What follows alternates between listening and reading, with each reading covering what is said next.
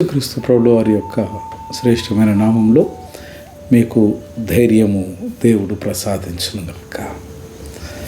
భయము మానవునికి ఉన్నటువంటి అనేక భావోద్వేగాలలో ఒక ప్రధానమైన భావోద్వేగం.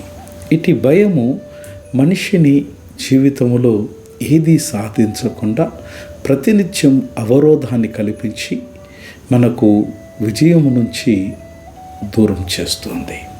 భయాన్ని పారద్రోలేటువంటి ఒక దివ్యమైనటువంటి సూత్రం.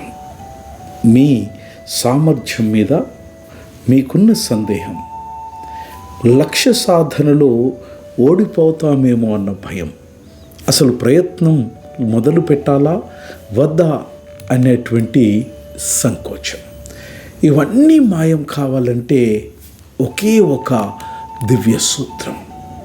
అనవసరమైనటువంటి ఆలోచనలను ప్రక్కన పెట్టి ఆచరణలోనికి దిగడమే. పని మొదలు పెడితే మీ నిజమైనటువంటి సామర్థ్యం మీకు తెలుస్తుంది మిత్రమా. అది మీరు కూడా ఊహించనంత గొప్పగా ఉండొచ్చు. ప్రయత్నాలు మొదలుపెట్టి విజయం సాధిస్తే ఆనందమే. ఒకవేళ విఫలమైన అనుభవం వస్తుంది, కానీ అసలు ప్రయత్నమే చేయకపోతే ఏది దక్కదు. ఓటమంటే అదే.